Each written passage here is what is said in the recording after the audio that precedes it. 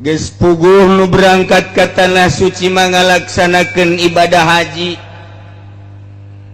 geus aya dina ridho Allah salengkah-salengkahna teh geus miceunnan dosa timimiti berangkat bahkan timimiti store dosa geus saragagan womo kuari mah nungguanana timimiti setahun waiting list 3 tahun 5 tahun 7 tahun kuari 9 tahun Kabupaten Tangerang engke mah bisa-bisa 30 tahun jadi lamun nu daftar umurna 60 tambah 30 sabaraha moal berangkat modar kos gitu cenah aya kamurahan lansia mah bisa diheulakeun ja buktina hese bae mun teu nembak tambah 15 juta hese bae ngaran geus turun mesti dipanggil tetep kudu mere deui 15 juta 25 tambah 15 juta sabaraha 35 tambah 15 berapa? 50 juta. Masya Allah. Nu jelas kos kitu beta peraturan di Indonesia dengan berbagai alasan kaarti ku urang ge lantaran jamaah haji nu sangat membludak kuotana teu ditambah ku Saudi Arabia. Maka dengan cara seperti lah itu bisa bae ngomong ieu kumaha bae ya keur carita omongan pemerintah takos kitu tah karti lamun teu dikitukeun bisa-bisa babari jasa sapira atuh manusa diatur ku manusa asal ulah hayang untung bae babari lamun geus hayang untung atuh eta model kos kitu anu ngajual tanah buruan ngan sakikituna ku hayang-hayangna ka Mekah setor diperat ku pamarentah dialataina diuyup punyana ngeboga embe jual embe ku hayang-hayangna ka anak-anak kotok dijual ku hayang-hayangna nu nyedot pamarentah sedot ku si Allah gitu kesedihan orang di kampung memang kumaha jahara reset di kota atuh nu babari jang nu babari mah hese ge bagon leuwih hese di kota i eta kos kararitu tama urusan sabodoh numpuk riba lain teu paraham jadi pemerintah ge loba kiai-kiaina ge terus ngahayukeun riba keur memeh jadi pemerintah mah ngaharamkeun teh ka uang bank teh tapi barang jadi pemerintah mah ponyo nya dasar kos kitu bae terus keur memeh jadi pemerintah mah haram teh riba barang jadi pemerintah mah loba omong mumpung ngora lah ke ka neraka aja babarengan ieu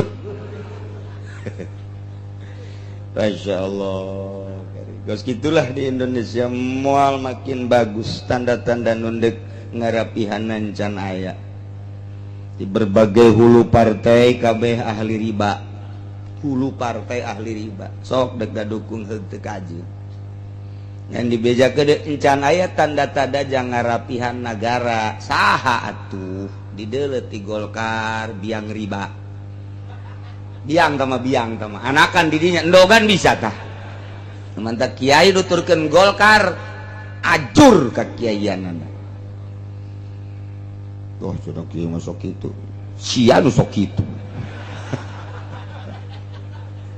ajur we pokona mah geus nu lain kiai los nu lain kiai mah nuturkeun Golkar loba contona we pokona mah intingan PDI can aya tanda rek nerapi P3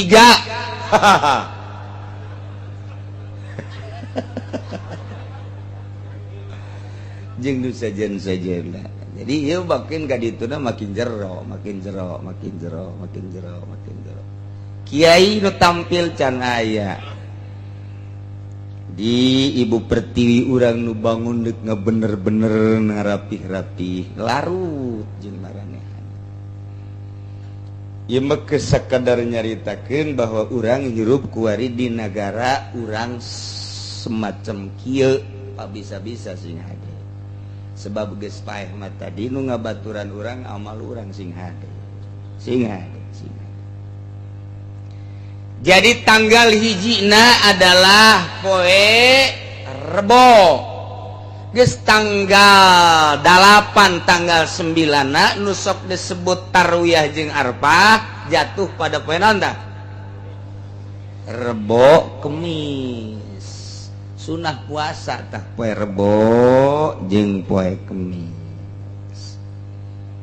Malah cek Kangjeng Nabi mamin ayamin ta'malu fiha ahabu ilallah min hadhil ayam.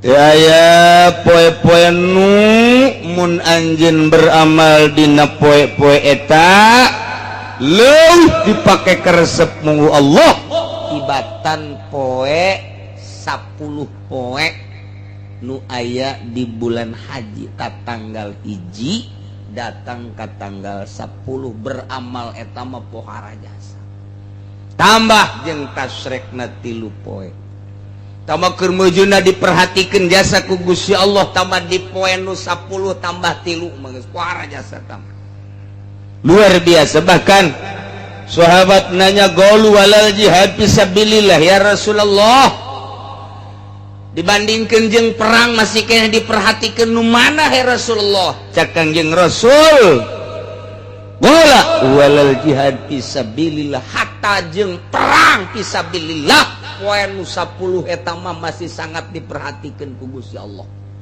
Waduh ieu nu deuk dihareupan ku urang ieu yang batur hirup urang di jero kubur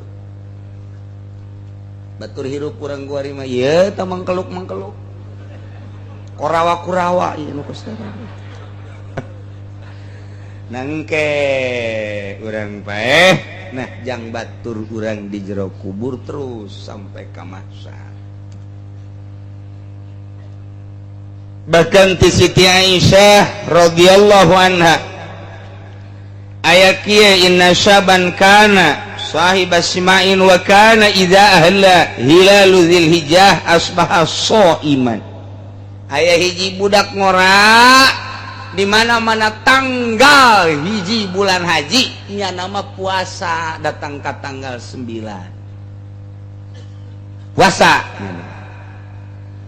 Kemudian dibejakeun ka Kangjeng Rasul ya Rasulullah kadenge kabeja Kangjeng Rasul teh jadi apaleun bahwa budak ngora eta teh sok puasa ti tanggal hiji datang ke tanggal 9. Padaahu digerokeun ku Kangjeng Rasul. Budak ngora ka dieu. Aya naon ya Rasulullah? Mayahmiluka ala siyami hadhil ayam. Naon nu ngadorong puasa ka anjeun dina tanggal hiji sampai tanggal 9 naon coba ieu? Cek budak ngora bi abi wa ummi anta mufda ya Rasulullah. Bahasa sopan teh bahasa Arab. Kalawan bapak abdi jeung emak abdi Gusti mufda tertebus ya Rasulullah. Ye abdi nu mantak puasa innaha ayyamul masyair wa ayyamul haj. Tanggal hiji datang ke tanggal 9 teh eta teh syiar Islam be luar biasa di Mekah mah. Ayyamul haj teh luar biasa di Mekah mah. Wayana sakitu batur mah di Mekah atuh pohara jasa ngadoa geus teu ngadoa geus dihampura ai abdi mah pandi lembur ieu mah sakieu be asallahu ayyushikani mudah-mudahan be Allah ngahijikeun ka abdi jeung doa-doana para jamaah-jamaah haji sakitu be pohara abdi mah harapan abdi mah asallahu ayyushikani fi duaihim. Di ditu teh ngadaroa bae jamaah haji teh. Di Indonesia 200 juta, kemudian di Pakistan 200 juta, di Turki 100 sekian juta, di berbagai negara jumlah jamleh nama aya 3 juta kabehna. Aya 4 juta bahkan.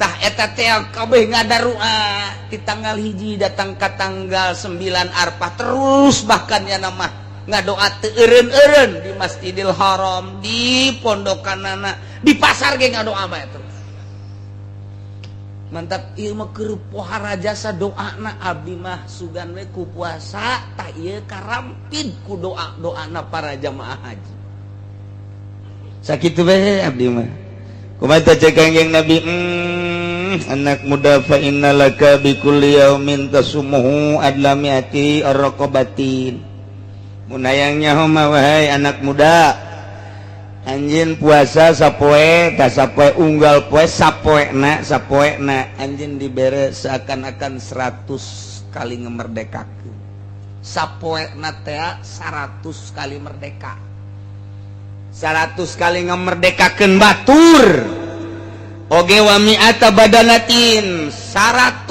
kali mencit onta ditambah deui wa mi'ata parasin 100 kuda eta teh yu'malu alaiha fisabilillah eta teh anu disanggakeun jang ngaluhurkeun agama Allah sabilillah jang perang dibere ganjaran sarua jeung 100 onta pake perang 100 kuda pake perang puasa sapoe teh sakitu tah ya Allah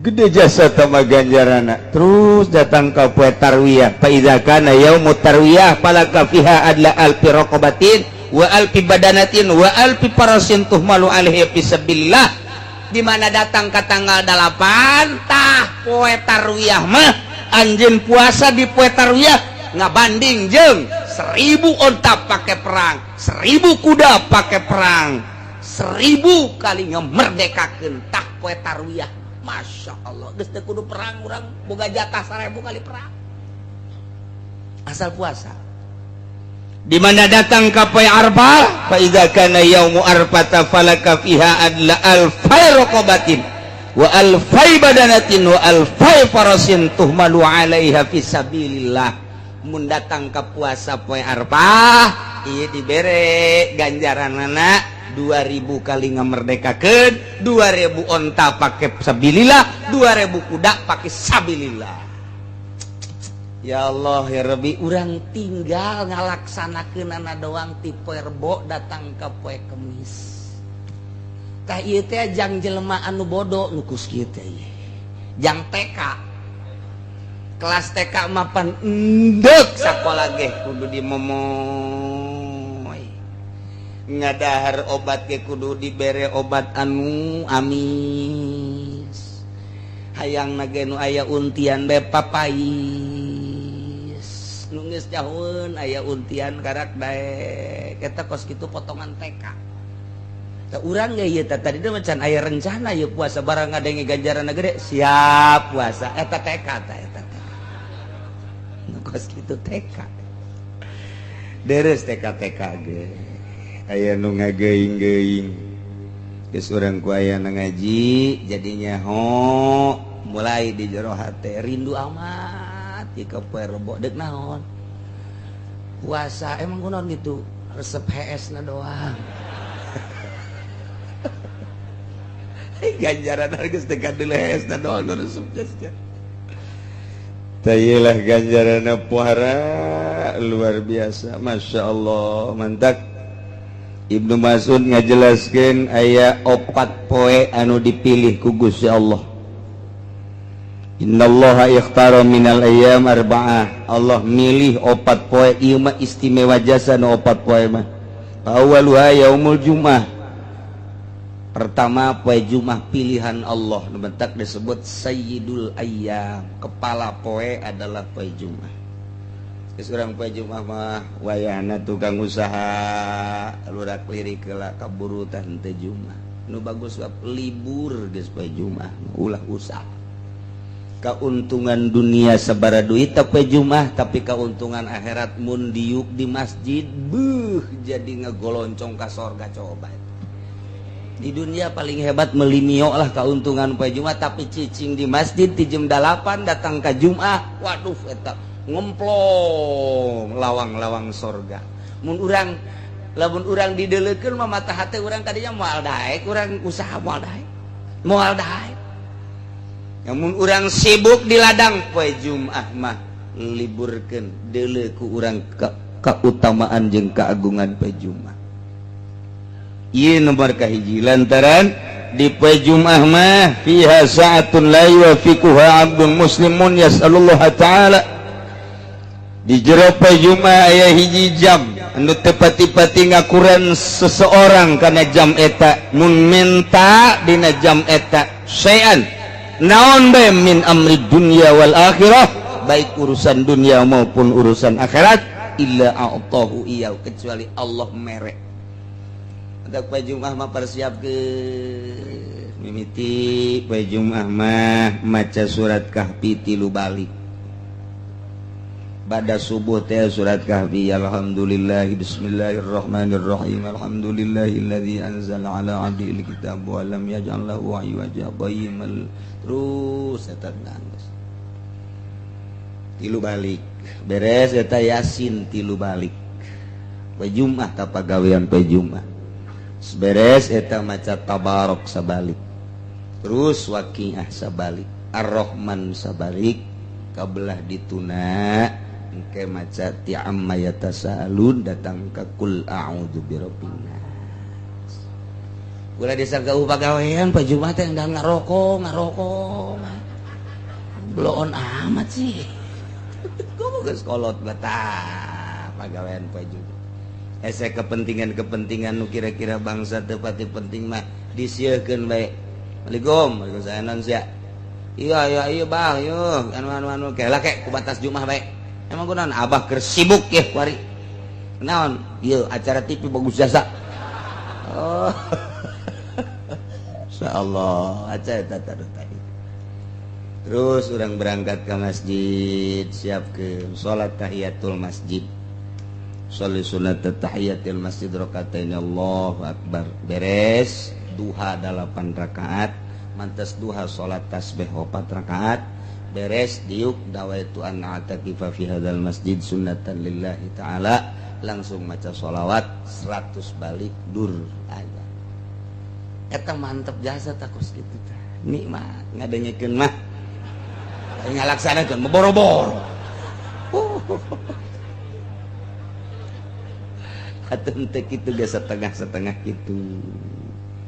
Ente kos kitu jasa-jasa saparapat kos kitu. Ulah ieu mah ngalaud ke mana Pak? Ah, 3 aleun ieu sana. Emang jam 12:05 aduh. Kaberangan ieu Bapak ieu. Wah, geus dijalankeun Allahu Akbar. Alhamdulillah sajana kaburu kena tolol teh. Sakit alhamdulillah. Batur geus maca shalawat sabaraha. Geus baca Quran sabaraha kauntunganna di pasar sabaraha duit tetep poe Jumat teh dibandingkeun jeung nu diuk bae sorga nu jelas-jelas. Ya Allah, Jumat teh kula mah palingan doang. Sing rarade moal kebel urang hirup di dunia mumpung urang kapanggih jeung poe Jumat persiapkeun. Nomor kedua yaumul arafah pilihan tamah.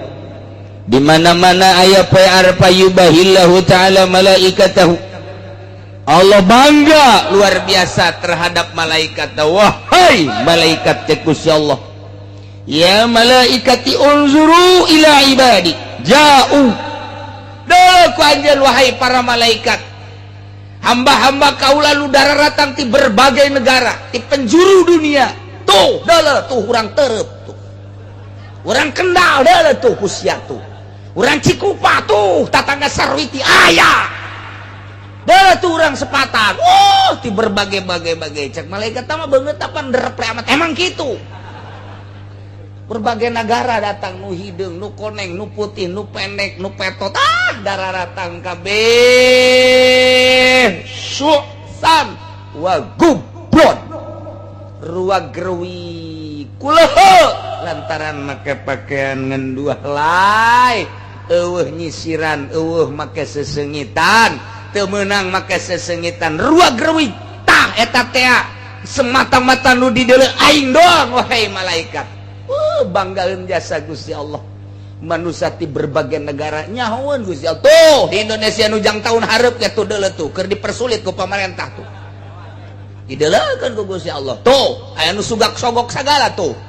Tuh deuleu tuh.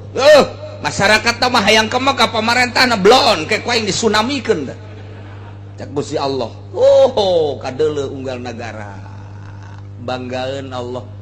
Lantaran eueuh nu dimaksud iwati hayang ridho Allah subhanahu wa ta'ala. Cak Gusti Allah, wahai malaikat wabeh jamaah nu daratang ka dieu deui iwati hayang pangampura kaula. Nah dengekeun ku anjeun wahai para malaikat, isyhadu anni ghafartu lahum, kaula geus ngahampura ka jelema-jelema nu daratang ka Mekah.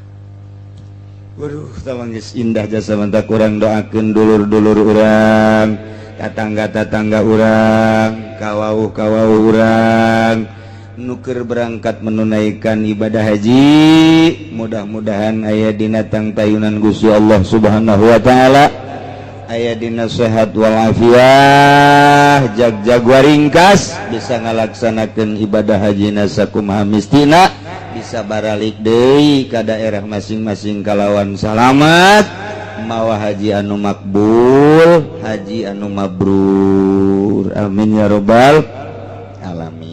Nomor katilu yaumuna hari poe lebaran haji. Nah iyalah engke aya kurban, qarrabal abdu kurbanah. Ieu engke bisa ngalaksanakeun kurban mulai ti poe lebaran datang ka tasrek. Fa awwalu qatratin qatarat minal kurban. Ta ieu adalah takunu kafaratan likulli dzambin. Likulli dzambin amilau. Begitu geresel kadeleuna mah getih nu netes kana taneuh, satetes-satetesna eta adalah ngajadikeun kafarat bagi nu kurban. Wah geus indah jasa, teu bisa korban dilaksanakeun di luar bulan haji. Tak istimewa jasa ta korban. Ya, kurang korban. Unggal tahu, satauna lain hiji dia masalah, 2-3 korban mah masalah. Ya, majikan orang korban, anak orang korban geus sapi ya hiji gede. Jang keluarga orang, bapak orang, mak orang nu geus maot korbanan. Kumaha mun ngorbanan tatangga? Ulah mun eueuh izin mah. Wasiat mah ieu mah mun indung urang, bapak urang, anak urang geus maot dikorbanan ku urang, masalah.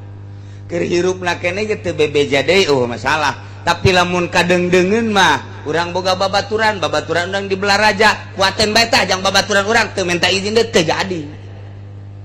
Kudu aya izin heula ti deungeun-deungeun mah lantaran teu nyambung nasabna. Nya tah kos kitu doang tah ieu kurban teh. Bapak urang, mak urang sondor di penta deui, langsung dikorbanan jadi. Anak urang, korban urang jadi. Tapi babaturan urang mah kurang dikorbanan teu bebeja heula teu jadi. Nyeh, kos kitulah masalah kurban. Nomor kaopat ieu adalah yaumul fitri, tah 4 poe eta mah luar biasa. Poe Jumat, poe Arfah, mantak batur mah poe Arfah. Kitu keur wukuf urang mah di dieu puasa. Geus urang ngalaksanakeun puasa mulai ulah loba-loba imangan 9 poe doang ti poe Rebo datang ka poe Kemis. Cenah ku lama teu kuat lantaran kiai pan digawe di pabrik, lamun teu kuat 9 poe 7 bae. Aduh 7 ge cenah ku lama teu kuat lantaran sibuk biasa ieu di pasar 5 bae 5. Aduh asana cenah 5 ge kula mah teu kuat lantaran waduh di sawah mah pohara jasa pancapena 3. Asana 3 ge cenah kiai mah kula mah teu kuat, hiji bae poe Arfah bae. Asana Arfah ge asana kula mah teu kuat, bebeskeun da mah jelema kitu mah tuh. Ih, kitu hiji-hiji acan kubah. Masyaallah. Masyaallah. Teh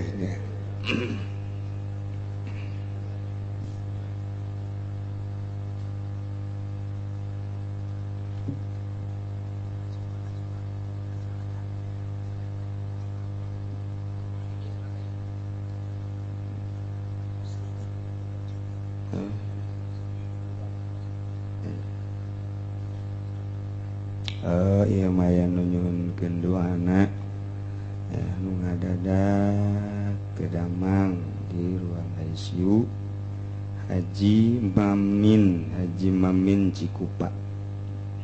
Orang doakeun mudah-mudahan dipasihan kasabaran ku Gusti Allah dirina oge keluargana, kemudian mudah-mudahan dienggalkeun dicabut penyakitna, disehatkeun deui ku Gusti Allah bi barakati ummil Quran Al-Fatihah. Bismillahirrahmanirrahim. Alhamdulillahi rabbil alamin arrahmanir rahim maliki yaumiddin. Iyyaka na'budu wa iyyaka nasta'in ihdinas siratal mustaqim siratal ladzina an'amta 'alaihim ghairil maghdubi 'alaihim waladdallin.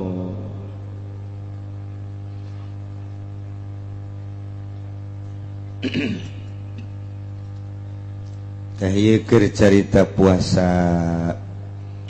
sekalian ganjarana kumaha teteh kiai puasa dina bulan haji teh sakadar nyaritakeun kitu ganjaranana fadilahna supaya urang tertarik jeung puas.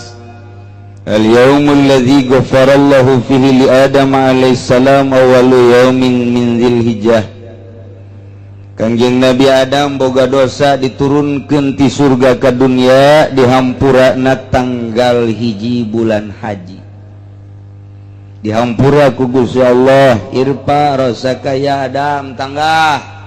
Qul ghafartu lak kaula geus ngahampura ka anjeun wahai Adam. Tah eta Allah ngahampura ka Kangjeng Nabi Adam tanggal hiji Zulhijjah. Nu mantak man shoma dzalikal yaum ghafarallahu lahu kulla dzambin. Saha jelema nu puasa tanggal hiji bulan haji geus bae kabeh dosa dihampura ku Gusti Allah. Alhamdulillahirabbil alamin. Hiji. Poin kedua wal yaumul tsani istajaballahu du'a Yunus alaihi salam. Poin kedua Allah ngaijabah kana doa Kangjeng Nabi Yunus alaihis. Begitu Kangjeng Nabi Yunus naik kapal diundi oleng kapal. Cek nahoda ieu mah kudu salah sahijina aya anu digejeburkeun ka laut. Daripada kabeh cilaka maning hiji, setuju kabeh. Carana diundi keluar Yunus. Aing Kangjeng Nabi Yunus. Undi deui kadua kali, tep keluar deui Yunus. Aing teh mah jaha. Cek Kangjeng Nabi Yunus. Kocok deui katilu kali Yunus. Watung bagaimana Pak Yunus? Siap. Kunaon maneh nu mentek siap aja menyelamatkan seluruh umat kula jadi tumbal nabi makos kitu. Daripada paeh kabehkeun bae kula jadi tumbal jaga di akhirat kajenting umat anu salamet. Masalah kula rela jasa. Padahal di jero hatena mah ieu aing keur ditegor ku Gusti Allah. Emang kunaon? Lantaran nyana teh dakwah kemudian tidak didengekeun ku masyarakatna. Kulantaran teu didengekeun ku masyarakatna setahun 2 tahun 3 tahun 10 tahun keheul Kangjeng Nabi Yusuf aing teh rasul kunaon sia teu narurut ka aing tinggalkeun sia ku aing tah rasul mah ninggalkeun umat teh disiksa. Cek Gusti Allah atuh sia mah sapira tugasna nyampekeun doang. Adapun nurut teu nurut lain urusan sia Yunus urusan aing tah mah.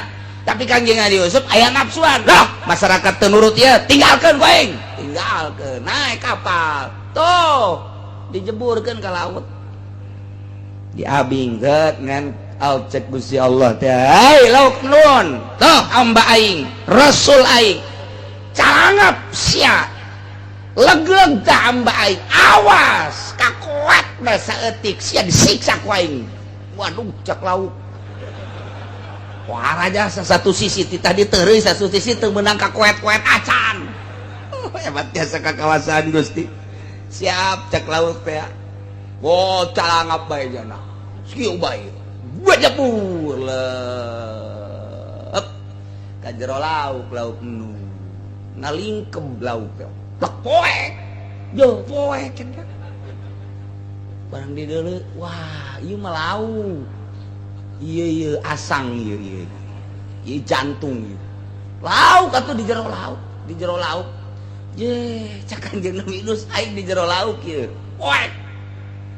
Eta tadi bere Kanjeng Nabi Yusfiri dan la ilaha illa anta subhanaka inni kuntu minaz zalimin. Fastajabna lahu wa najainahu minal ghammi wa kadzalika nunjil mu'minin. Dibaca bae ku Kanjeng Nabi Yunus tak urang ge ku ari teh keur poek ieu. Di nagara teh keur poek, politik poek, ekonomi poek, budaya poek, agama keur poek, baca eta. Caang jangan. Ieu Kanjeng Nabi Yunus dah. Nah, ieu begitu Kanjeng Nabi Yunus maca eta bae. Nah, diutahkeun ku lauk nun prolog sakumaha orok teu daya teu upaya teu daharna naon di jero. Masyaallah tah eta teh diijabah doa Kanjeng Nabi Yunus poean kadua bulan haji. Masyaallah fa akhrajahu min batnil hut. Mantap man shoma zalikal yaum kana kaman abadallaha ta'ala sanatan lam yasillah fi ibadati tarfata aini. Sajelema nu puasa dina poe kadua bulan haji sarua jeung ibadah ka Gusti Allah sataun teu maksiat sakiceup-kiceup acan. Buhara jasa. Lamun datang ka teu kabita tah puasa nu geus ngadenge teu kabita, tah rante jelema. Teu kabita. Insyaallah. Poean katilu allazi istajaballahu fihi doa Zakaria alaihi salam. Poean katilu diijabah doa Kanjeng Nabi Zakaria alaihi salam man shoma dzalikal yaum istajaballahu doa sajalma anu itu puasa dina poean katilu bakal diijabah sakabeh doana. Nomor kaopat al yaumul ladzi wulida fihi Isa alaihi salam dilahirkeun Kanjeng Nabi Isa dina tanggal 4 Dzulhijjah. Mandak man shoma dzalikal yaum afallahu anhu al ba'sa wal faqra. Allah bakal ngaleungitkeun kafakiran. Tah eta tah luar biasa. Kemudian poe kalimana al yaumul ladzi wulida fi Musa tanggal 5 haji dilahirkeun Kanjeng Nabi Musa alaihi salam. Man shoma dzalikal yaum bari'a minan nifaq wa min azabil qabri sajelema anu puasa dina poe kalima bulan haji bebas tina nifaq jeung bebas tina siksa kubur. Alhamdulillah. Wa kagenep al yaumul ladzi fatahallahu ta'ala nabi fihil khair. Sahajelema nu puasa dina poe kagenep yang zurullahu ilahi birrahmah fala yu'adzabu ba'dahu abadan. Allah dedeh jasa jeung nyaah jasa moal disiksa terus datang ka iraha. Beuh pohara jasa. Katujuh al yaumul ladzi yughlaqu fihi ababu jahannam poean anu dikunci lawang-lawang jahannam wala tuftahu teu dibuka deui hatta tamdiya ayamul asy sehingga beres 10 hari bulan haji. Mementak saja lemah nu puasa dina tanggal 7 baka aglaqallahu anhu salasina baban minal usr. Allah ngunci lawang kesulitan sampai 30 lawang kesulitan, dibuka 30 lawang kegampangan. Tanggal 8 ialah alladzi yusama yaumut tarwiyah. Poe tarwiyah man shomahu sajelema nu puasa dina poe tarwiyah utia minal ajri ma la ya'lamu illallah bakal dibere ganjaran gede gede ganjaran nu nyaho ieu berarti Gusti Allah bae. Tanggal 9 adalah poe itu poe Arafah. Yaumut tasyal yaumul ladzi huwa yaum Arafah man shoma kana kafaratan li sanatin madiyah wa sanatil mustaqbalah. Jelema nu puasa dina poe ka-9 yakni poe Arafah eta ganjaranana dileungitkeun dosa nu enggeus sataun nu bakal sataun ka hareup geus moal dicatet dosana nu enggeus ka tukang dihapus. Masyaallah. Poe ka-10 lebaran urang babarengan menjid kur naon hartina duit 1 juta 2 juta lamun dibandingkeun jeung ridho Allah sorga. Naon hartina duit 10-15 juta pake meuli sapi ku urang dipurkeun yang masyarakat teh eta teh kadeleuna mah daging tapi horenganan urang keur meuli surga. Geus bagi jelema anu aya kaleulewihan dina bulan haji ulah diliwatkeun datang ka teu korban unggal tahun korban mah masalilah urang hirup mangpang mengpeng dibere anugerah urang ku Gusti Allah dibere harta urang gunakeun pake kurban ayo coba lempeng-lempeng awak urang teh ngajurus ka jalan anu ruteuna jelas menang Kangjeng Nabi urang Kangjeng Nabi Muhammad sallallahu alaihi wasallam insyaallah karim ya ringgis menang ka urang nahan mengantisipasi setiap anu ngamuk nu ngarusak jahat dek ngarusak ka diri urang atawa ka diri batu tahan gunakeun kemampuan urang ulah hat-hetot penca aya jelema giliran we aya penjahat umpat buang kawarah terapkeun penca di hareupeun penjahat baik nu deuk jahat ka urang maupun deuk jahat ka batu pokoknya kuari lamun urang nahanan penjahat waktu jang istirahat sebab penjahat ambalayah jasa kuat ayo gunakeun ka bisa urang bejana cenah puasa hizib beak hizib di puasa jadi penjahat makin loba tahan antisipasi tawadek ngarusak sebahagian anggota urang tetap jaga urang dek belajar penca niatna endek ngaberesan penjahat atuh bagus belajar penjahat ulah bisa belajar penjahat yang mencaan satu ya kolot aing buakeun kampak wae pelit jasa yang memual kasasan dekat tarang abah aing blon teh majel bagus mimiti ngagag kaca bah ieu naon ieu kampak leutik ye ka kaca ya di kieu-kieu nanaonan geus ya tas kaca tarang abah ji goblok sia mah mobil mendingan tarang tah mendingan meulikeun mobil ka kula sia nanaonan abah kawin deui cak abadat sia aja sih anak ulah urusan kolot urusan anak mah hormat bae tetep ka kolot malam-malam mun aya batur ngomong kolot sia mah kawin deui urusannya anak tah mah tuh saya amat kayak aing nurutan ya uyah moal TS ka luhur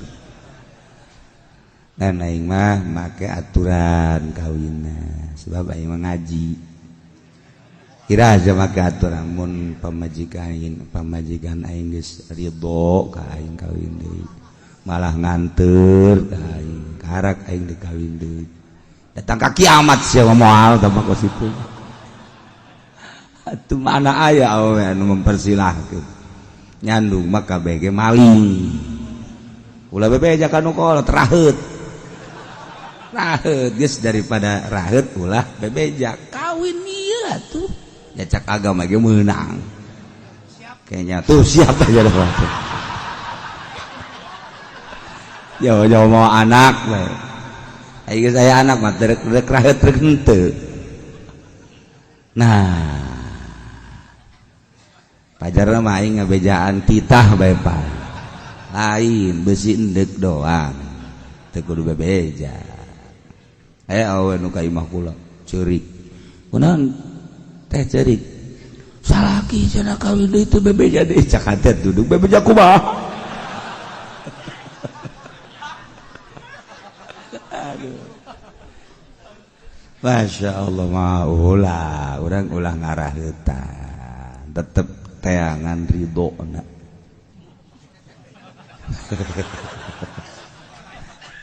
Atau kebal-kebal aja lagi doang. Teh aya anu ngamuk jahat dek memperkosa tahan. Masya Allah, di agama mah baik jana teh memperkosa berarti persetujuan atau sama-sama ridho. Awawena ridho ditumpakan, lalakina ridho numpakan, malah macet awawena teh geus kebel ya kula mah sedekah bae. Teu kira-kira ujang sedekah berenang tetep haram, teu meunang disedekah-sedekahkeun nu kos kitu. Lain roti tamat, lain apem.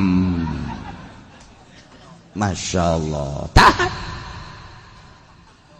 Jadi di negara tegis ulah ayah secara konstitusi ulah ayah di negara teh urusan perzinahan.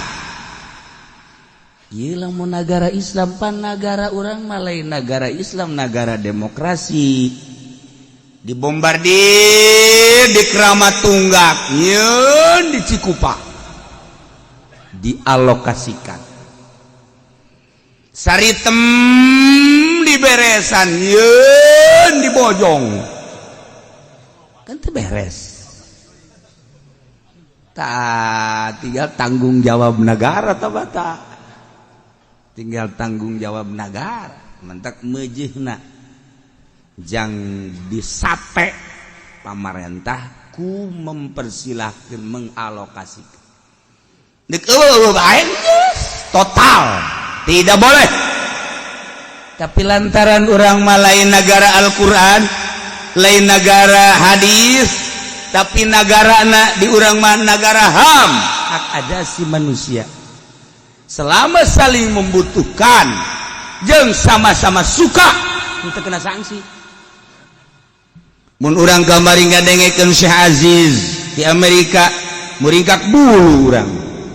Sekolahan mahasiswa eta teh kalaluar ti sakola saling membutuhkan. Awewe hayang ka lalaki itu, lalakina hayang siap. Bahkan lamun awewe nah hayang lalakina embung dibeli ku awewe dibeli. Ieu budak sakola di Amerika. Untuk kulah aju teu betah ge di Amerika. Aju pindah deui we ka dieu. Teu betah da bakat. Perzinahan ambalaya. Syekh Aziz sering nyana ke lempang padahal kan make jubah. Ceknya saya sering make jubah walaupun di Amerika memperlihatkan sosok Islam. Engke dijaga ku awewe. Ziz, saya membutuhkan kamu ceknya. Kalau suka, ayo nyahoun nya deh baeta Syekh Aziz. Tetep aja ditawaran nyahoun nya eta teh pejuang Islam. Ditawaran, saya suka sama kamu, mencak ngomong orang mah I like you.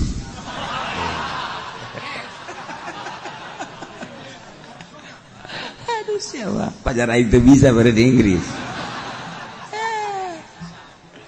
Nah, eta teh Syekh Aziz jaritakeun masyaallah mengantisipasi kos kitu bae capek di Amerika. Capek. Tak ieu teh Amerika teh seperti kos kitu, kurang-kurang iman nama paingan. Salah sahiji anu tas balik di Amerika nyana ngomong ka kula di Amerika lamun teu zina malaikat berarti. Kuloba-lobana. Aju kartu-kartu di urang makan alhamdulillah masih kena susumputan. Di ditu mah kartu di dieu sabalikna ieu kartu teh atuh biasa bae 0 gede naon teh ngaranna 0 gede. Aju 03 aju 04 0 genep naon teh ngaranna tah parantisia lah. Sabalikna mah gambar-gambar porno. Masya Allah. Ambalaya di jalan di mana. Geus eueuh larangan. urang ge nyadar lamun Amerika teh negara terusak di dunia tentang seks anu dipermasalahkeun sama-sama suka tidak ada sanksi. Geus we masalah. Ketika seseorang balik baik wanita maupun lelaki jarang mengetahui betul tentang orang tua, indit artinya indit teh menjauh dari orang tua lantaran mencari kebebasan. Di Amerika Masya Allah kasih kos manuk bae asal geus bulu jarum bulu centong hiber bae geus percis manuk gareja tah ieu kitu di Amerika teh. Seputar cerita tentang Amerika tentang seks ambalayah luar biasa. Ku hari ulah nyaritakeun Amerika. Indonesiaku, Indonesia tanah airku, ibu pertiwiku. Du benderana dikibar-kibarkeun setiap 17 Agustus. Indonesia Raya ku urang dibaca. Garuda Pancasila ku urang didengungkeun. Bineka Tunggal Ika dibahas-bahas. Tetapi horeng anu sok macakeun Indonesia teh Indonesia Raya Garuda Pancasila ternyata pengkhianat negara. Korupsi maling aya di nyang. Nembak penjahat aya di nyang anu sabenerna mah. Politikus teh ribut tembak maupun tembak langsung atau ditembak secara diam-diam. Negara jahat sebenarnya mah. Negara demokrasi teh seperti itu. Untung masih keneh loba anu berdoa ka Gusti Allah Subhanahu wa taala. Loba keneh santri, loba keneh ustad, loba keneh kiai ya aya salah mah saeutik. Korupsi paling duit salawat. Ya setik segedena salawat atuh. Kipu doli ge teh atuh biasa kok kitu. Tapi tekan teu rusak negara tah mah. Teu rusak negara leutik lah. Tuh paling lamun ceramah ya gitulah letik tapi kan lamun negara Masya Allah iyalah efek tidak demokrasi seperti itu. Lain negara Islam tidak dikikis habis permaksiatan. Tuh masalah ayo sabodo ge satu asal nu jalal ujur radil. Tuh masalah. Lain masalah berarti orang ridho atuh ayo bae bareuki jeung raresep mah. Ya urang mah tukang ngaji ieu. Artinya tukang ngaji bae urang ngaji salat ayeuna nama korupsi maling. Emang korupsi jeung maling sarua eta kabeh. Ngan korupsi mah kadengena serem. Teh nyahoeun urang lembur mah korupsi teh pajar bagus. Maling ke. Hendak urang ngadoa ka Gusti mudah-mudahan pamarentah urang dibere jalal lujur, dibere araradi, dibere teu hayangeun kana dunia tarara saup. Tak urang kudu ngomongkeun tasawuf ka negara murid ka 10 urang. Mana nu tasawuf? Tasawuf teh pan intina meninggalkeun dunia. Mudah-mudahan pamarentah urang jadi tarara saup. Dek ngaminan saha sia. Saha nu tasawufna. Pugu mak kabeh. Pantek ketika aya pendidikan tasawuf di negara kula seuri bae. Teu aya jauh datang kawara. Emang tasawuf kumaha? Segede urang hese tasawuf. Kumaha segedenya anak. Biarin cereuk rada deres we. Iya boleh lah. Rada deres teh sabaraha minggu.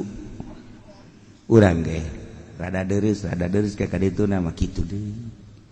Rada deres urang we ge sakedeung. Atuh komonyana. Nah, ieu di negara Amerika, Eropa, Australia seperti kitu.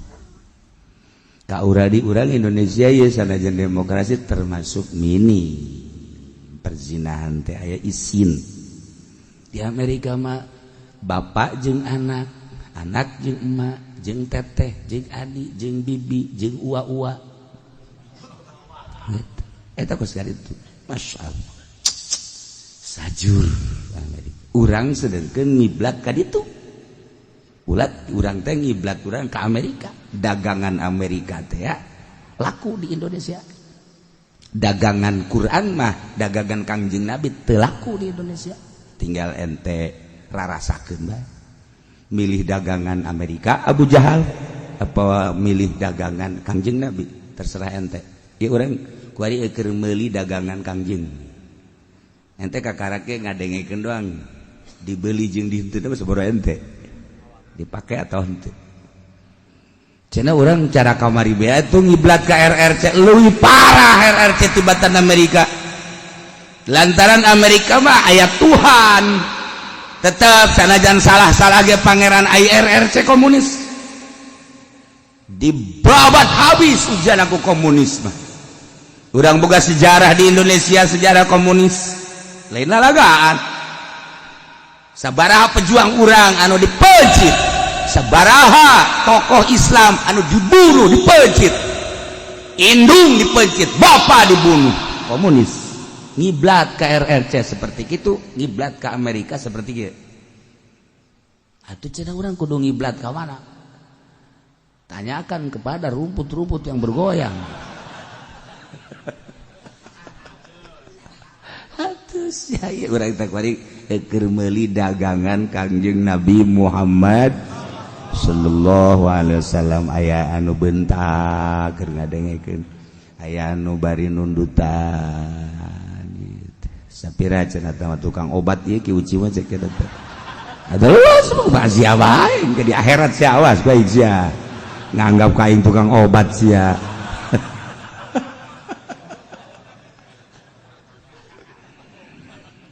Atawa ngarusak harta.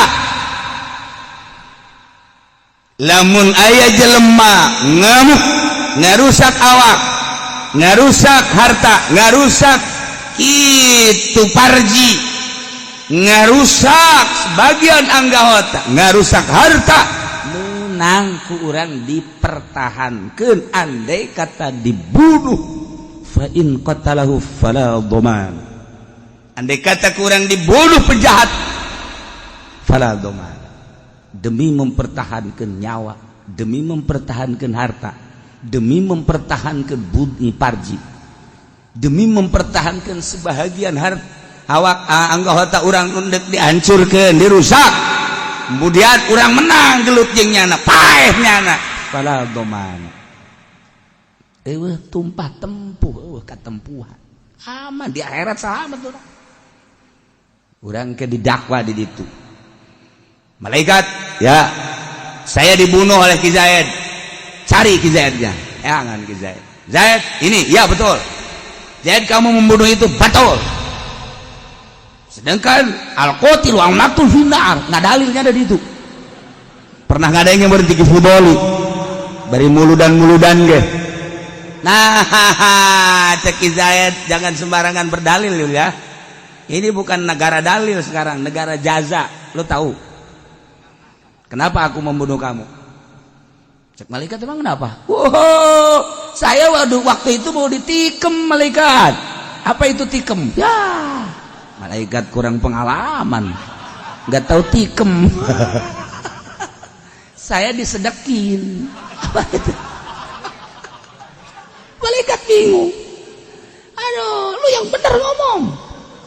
Nah, kula waktu etakan dijaga, kemudian disedekkeun, ditikam, dek dibunuh lantaran alhamdulillah kula pernah di Bogor cicing. Di Bogor di mana? Dagang salak. Mal bisa pencak di Bogor dagang salak. Tapi alhamdulillah kula cicing di Cimande. Bisalah alhamdulillah datang ka kula tamat di Cimande. Kanyahoan tamatna kula pernah gelut di kolong. Bang hese-hesena gelut di kolong bang. Nah iya alhamdulillah kukula dibalikeun, bari dibacaan kukula, fak ceker tampilin koin. Hai. Jadi kula dalam mempertahankan nyawa. Ayat tulisanna tuh jahe aman fala dhamana. Cek malaikat fa in qatalahu fala dhamana. Maca kitabnya nang jadi ditu. Ini yang pernah dibacakan oleh Ki Uci di majelis taklim. Nah, kalau orang yang ditikam itu kemudian membalas dan membunuh fala dhamana. Tah, coretanana aya cek malaikat tafaimu. Hebat malaikat ngaji aja. Masya Allah barang dideleun.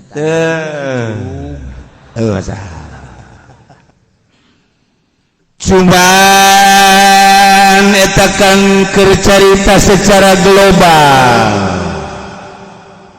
Kuari ke musannif teh deuk nyaritakeun secara rinci. Rincianana apakah ieu nu endek dirusakna teh nyawa atawa nu endek dirusakna harta.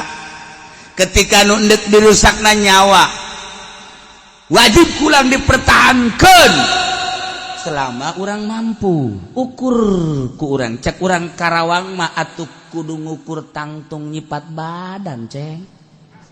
Urang Karawang tah atuh endek gelut ge deuleu tangtungan musuh.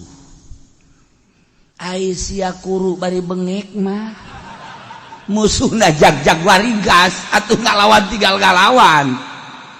Atuh sian modar lamun teh mah nu endek di rusakna nyawa kemudian neuleuh musuhna teh gagah luar biasa. Urang lemah nyawa tinggal nyawa kurang diperhitungkeun. Ieu lamun aing ngalawan aing bae tinggal ku urang kuari diperhitungkeun antara lumpat jeung ngalawan. Salamatan mah urang kan dia kan salamet. Dia kan salamet. Atau urang teu boga permainan pencas sae 3 can boro-boro Cimande, boro-boro besi Jakarta, Cikalong ge aya ge Cikalong ngampi. Teu bisa berarti. Nah, ai kadeuleu kurang musuhna. Di hareupeun urang nih, lu lihat cet. Pacenah kieu mah teu pencat, teu bisa aing. Kadeuleu bu berarti bisa pencai. Aing henteu. Tapi akal aing bisa. Sebab du boga penca ge hiji, dua. Nu boga penca teh lemah nama ku dua, hiji ku dilangketek. Nomor kedua dicekal kajutna eta mah. Eta sakitu aing bisa geus kajian kumaha ge. Dua eta tah, pokona kajian boga penca ge dilangketek. Nyana deuk nikem ku beres geus. Kitu ge lamun bisa sia ngalangketekna. Lamun leungeun sia ditikem. Kan ai penca mah ujung-ujungna mah lain penca. Gelut mah lain penca lain. Hiji keberanian. Sanajan urang boga penca 100 penca, tapi wawanen atuh penca tinggal penca cara si eta. Teu beunang naonan. Tapi urang teu boga penca, boga wawanen. Awas ja. Awas siapa ieu? Berlaga seperti nu boga penca. Sieun batur. Waya gelut mah waya gelut penca kalabur kabeh. Gugos mah eleh. Jelema kumisna buada jasa. Ade mata beureum. Geus kieu. Itu boga penca kan leutik awakna. Ieu gede. Lawan sia. Hampura. Iya. Jelema leutik boga penca kikieuan. Ngomong naon sia. Jadi teu kaawakan ngaran. Tapi kan eta mah urusan masing-masing. Ieu mah kieu. Urang teu boga permainan, itu boga penjahatna boga permainan. Salamet kene ngalawan apa salamet kene lumpat? Teangan salamet. Tuh. Atawa ketika urang galungan jeung nyana, menang urang. Begitu nyana hudam deui pistol, cegeh. Nandakeun bahwa aya peloran. Kan pistol lu peloran mah dikeun, ayo gua tembak lo. Ayo gua tembak lo. Peloran itu. Asal anu aya peloran makan lain gitu. Set, dah. Rumus eta kos itu. Rumus pada lo bapak pistol gua di set, gua tembak lu. Kok mau ngomong gitu, tuh naonan. Tapi lamun set, dah. Ampun.